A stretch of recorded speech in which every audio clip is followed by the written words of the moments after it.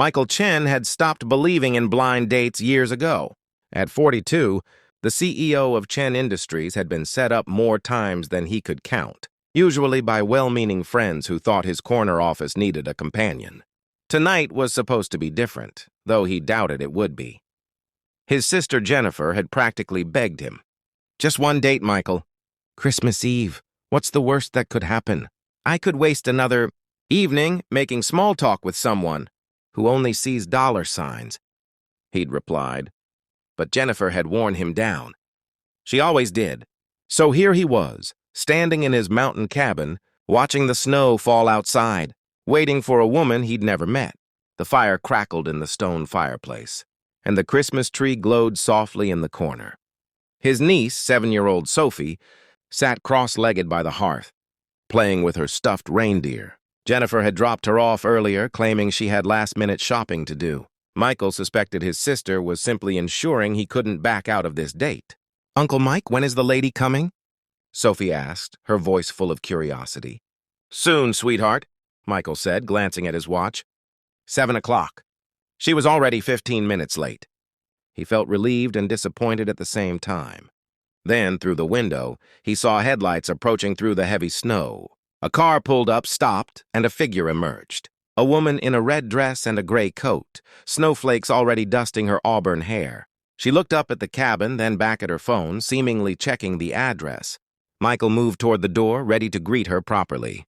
But then she did something unexpected. She stood there in the falling snow, not moving toward the door. She seemed to be hesitating.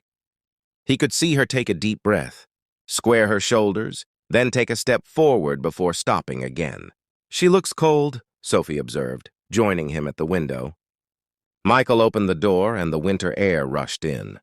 The woman looked up, startled, their eyes meeting across the snowy threshold.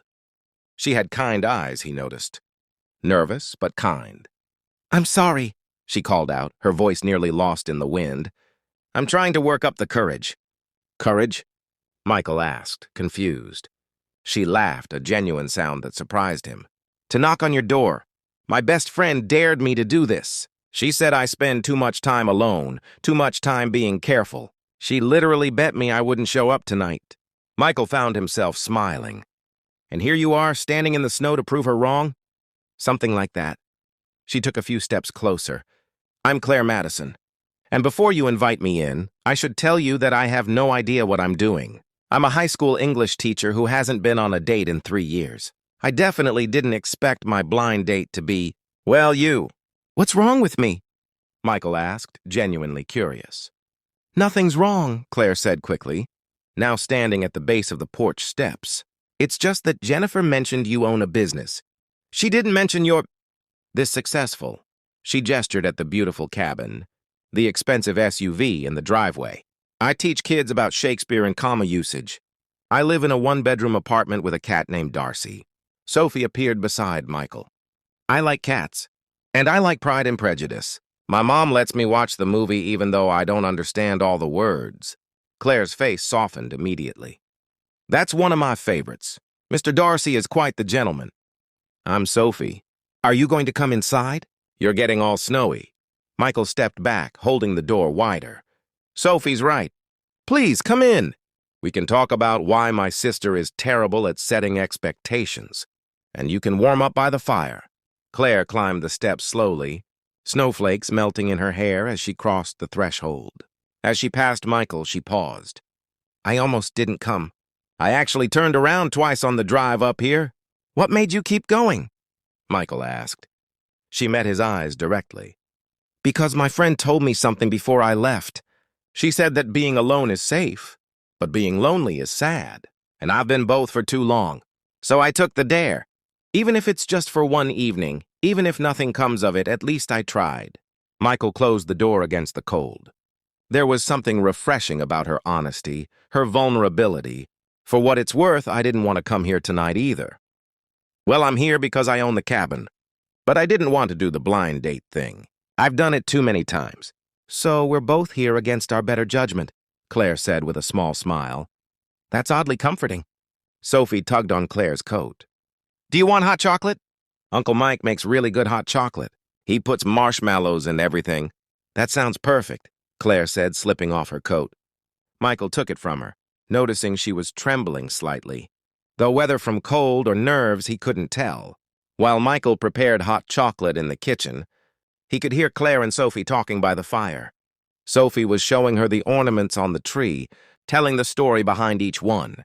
Claire listened with genuine interest, asking questions, laughing at Sophie's animated descriptions. "This one is special," Sophie was saying when Michael returned with 3 steaming mugs. "Uncle Mike got it the year his business started. He says it reminds him where he came from." Michael handed out the mugs, settling into the chair across from where Claire sat on the floor with Sophie. The ornament Sophie held was simple, nothing like the expensive decorations that filled the rest of the tree. It was made of clay, painted by hand, and had the word "believe" written in his mother's handwriting. "My mother made it," Michael explained, meeting Claire's curious gaze, "before she passed away. She gave it to me when I told her I wanted to start my own company. I'd just graduated college, had no money, no connections. Just an idea and a lot of nerve. She told me that believing in something was the first step to making it real." Claire cradled her mug, watching him thoughtfully. "Did you believe?" "Some days," Michael admitted. "Other days I was terrified I'd fail. But I kept that ornament in every office I ever had, every apartment, every house. It moved with me as the company grew." "And now?" Claire asked softly. Michael looked around the cabin, at the success that surrounded him, at the life he'd built. "Now I believe I've accomplished what I set out to do. But somewhere along the way, I stopped believing in other things, like the possibility that someone might want to know me, not just what I can give them." The words hung in the air, more honest than he'd intended to be. Claire didn't look away, didn't offer empty platitudes. Instead, she said, "I stopped believing too. After my last relationship ended, after I realized I'd spent 2 years with someone who wanted to change everything about me, I started believing that maybe I was meant to be alone, that it was easier that way." Sophie looked between them, her young face serious. "But you're both here now. That's like believing, isn't it? Out of the mouths of children," Michael thought. Sophie was right. They were both here, despite their doubts, despite their fears. "Sophie," Michael said gently, "why don't you go pick out a movie to watch? Something Christmassy." As Sophie scampered off to the media room, Claire stood and walked to the window, watching the snow fall more heavily now. "I should probably head back soon. The roads are getting bad." "Or," Michael said, joining her at the window, "you could stay for dinner. I was planning to make something simple. And honestly, I'd like to keep talking. Not because this is a blind date my sister forced on us, but because I'm enjoying your company." Claire turned to him, surprise in her eyes. "Really? Really? You're the first person in years who's looked at me and seen me, not the CEO, not the success story, just Michael. And you're the first person who hasn't made me feel like I should apologize for being a teacher, for choosing a life that's meaningful over one that's profitable," Claire replied. "So yes, I'll stay for dinner. But fair warning, I can't cook to save my life." Michael laughed. "Good thing I can." They spent the evening cooking together, with Sophie providing commentary and stealing tastes when she thought they weren't looking. Claire told stories about her students, about the teenager who'd just discovered Emily Dickinson and wrote poetry on every assignment, even math homework. Michael talked about starting his company in a garage, about the failures that led to success, about his mother's wisdom that still guided him.